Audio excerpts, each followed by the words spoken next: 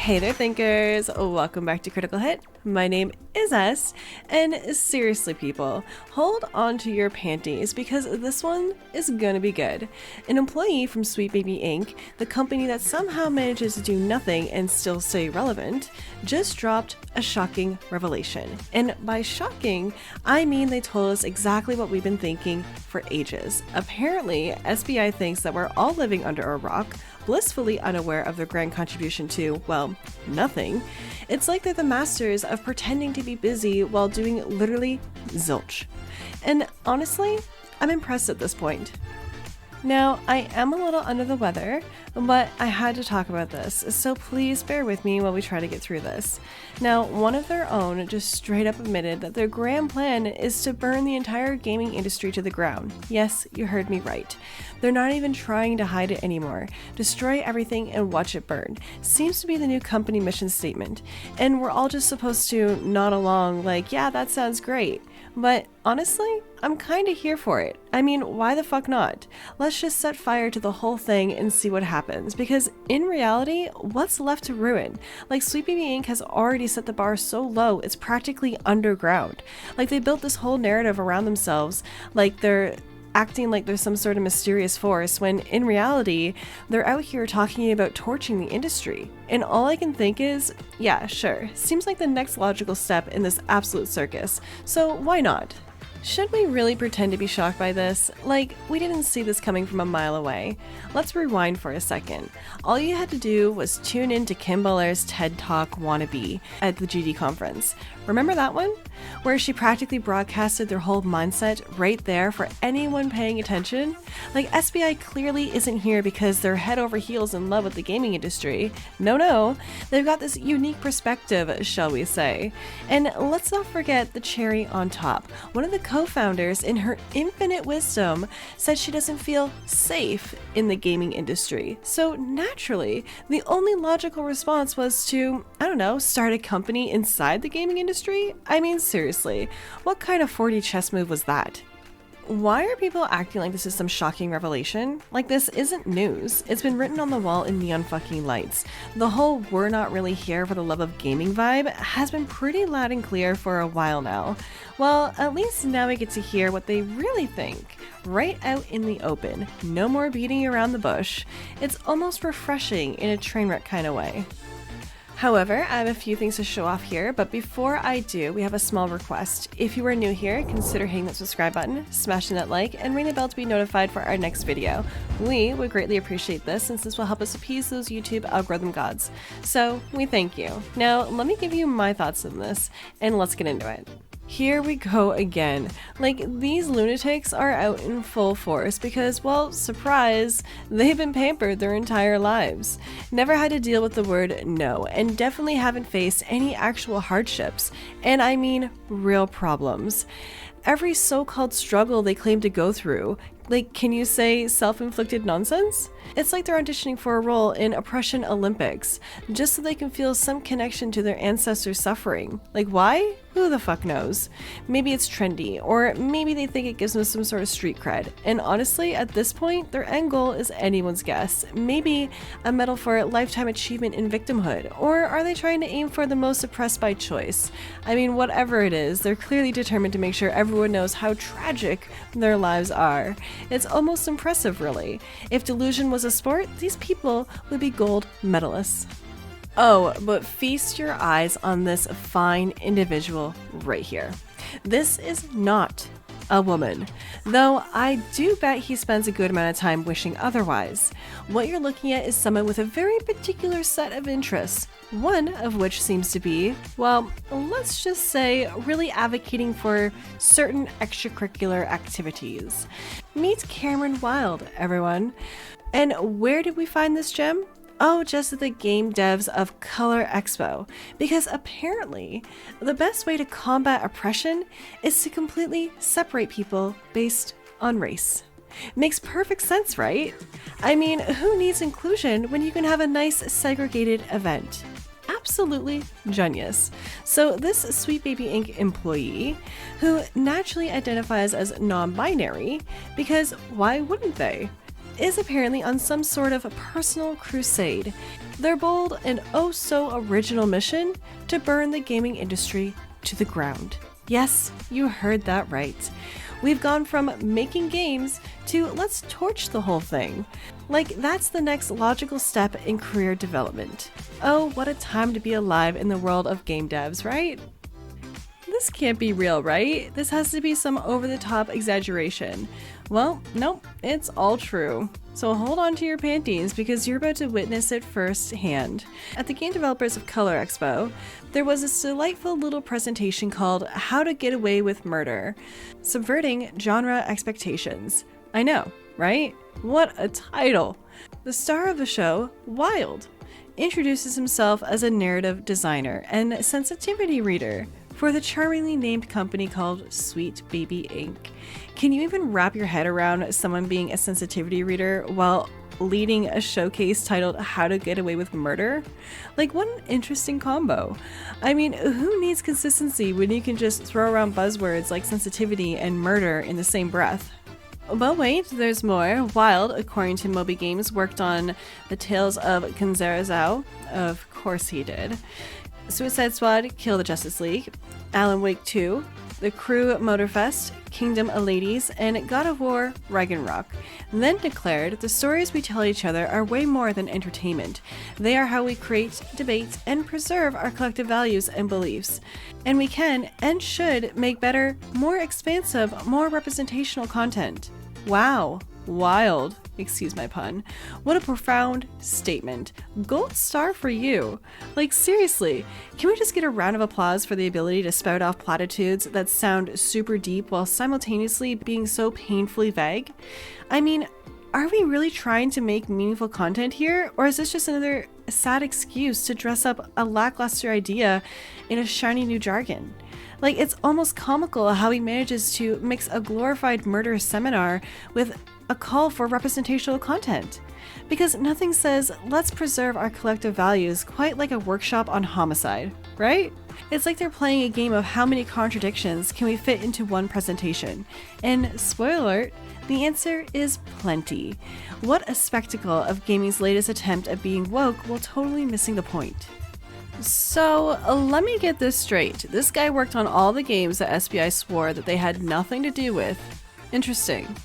Tales of Kunzerezao spun this whole tale about how SBI was hired before the game even existed, and weren't involved in the creation at all. Like, well, that totally blows their narrative out of the water, doesn't it? And don't even get me started on Suicide Squad Kill the Justice League. SBI didn't do anything. Yeah, sure. Keep telling yourself that. What about Alan Wake 2 and all those other games I mentioned? Now someone's claiming they were involved? Like, who are we supposed to believe here? This is absolutely ridiculous. A narrative designer and a sensitivity reader? Right, because clearly all these games were just crying out for that kind of help. Alright, let's dive deeper into this masterpiece of a slide titled Cool, Why Am I Here?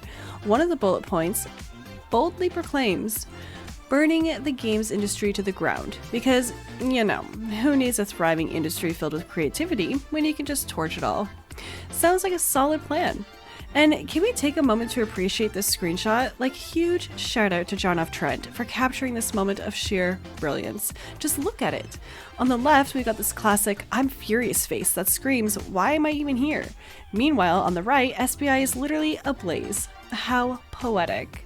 In the middle, it declares, we want cooler stories. Oh really? Because I must have missed that memo about the gold mine of amazing narratives that have been flooding in. And I mean, spoiler alert, we haven't been getting any. Now, let's talk about this idea of a safer world. Really? Are we still pretending that such a thing exists? We're living in one of the safest eras in human history, and yet somehow that's not enough. Like, how much safer do you want it to be?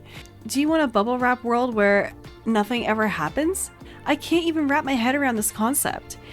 Is it too much to ask for a little realism here? The gaming world could use a dose of sanity rather than these delusions of grandeur. So, like, come on, enlighten us with your grand vision of safety, because clearly we're all just dying to hear it. So instead of real and engaging conversations. These people have decided that safety is all about creating a bubble where everyone sings to the same tune. How fucking adorable.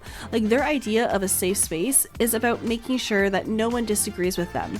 If you don't echo their sentiments, congratulations, like you've just earned yourself a shiny label of violent or racist.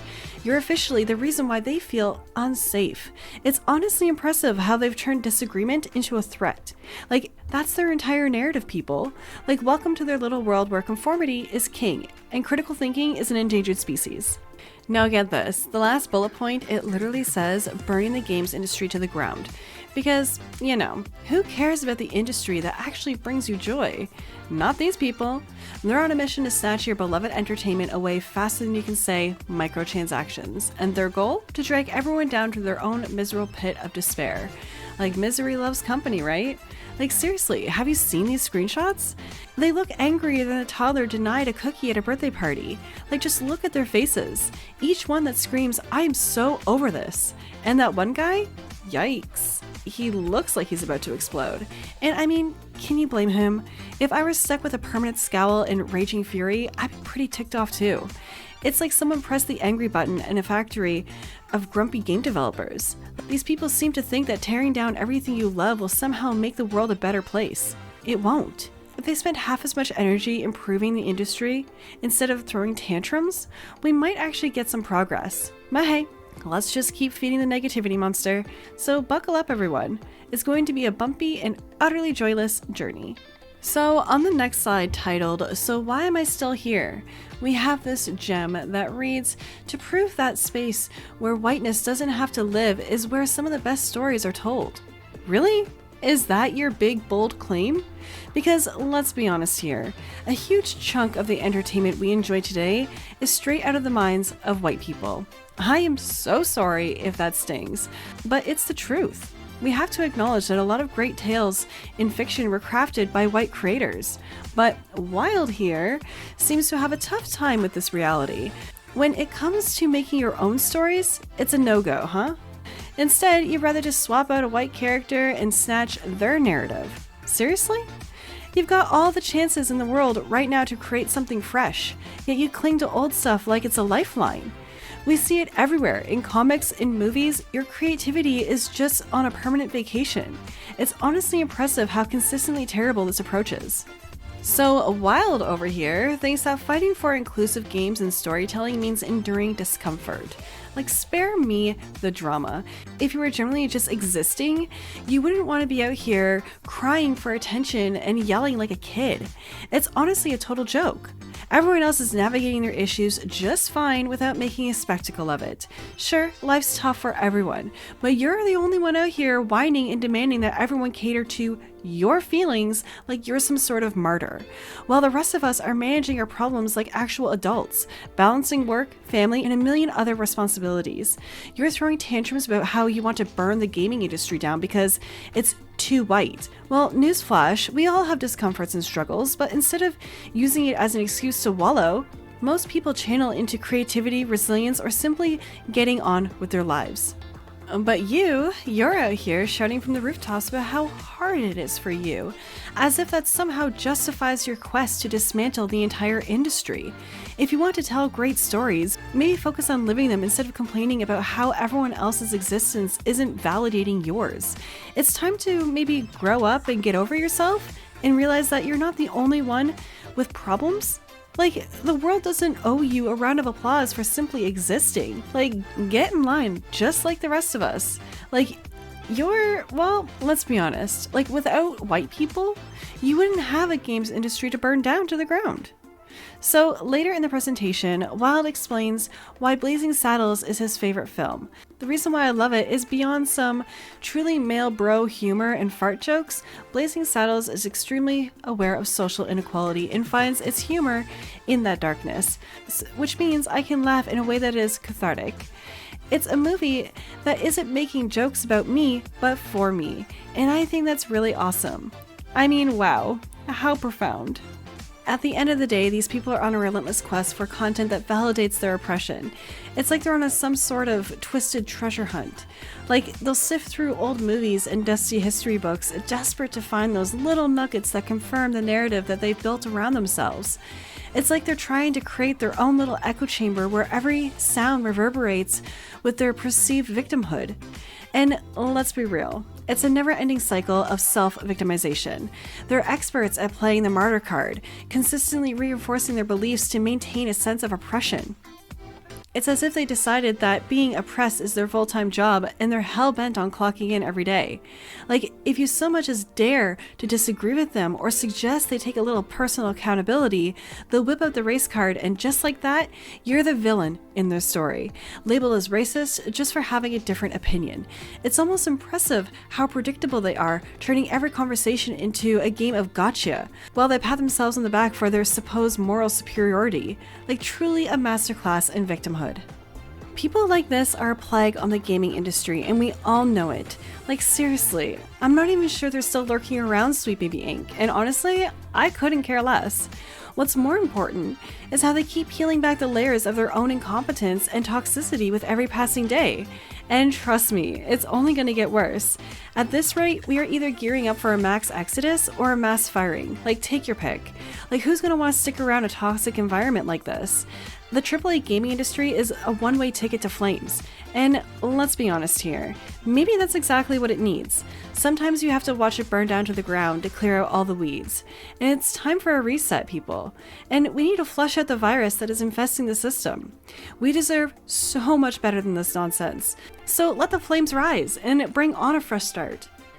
However, those are my thoughts on this cretin who thinks we should burn down the gaming industry. Let me know your thoughts down in the comments below. And hey, before you go, subscribe to our channel, smash that like button, and ring the bell to be notified for our next video. As always, this is Est, and I'm signing off now, so I'll see you in the next one. Toodles!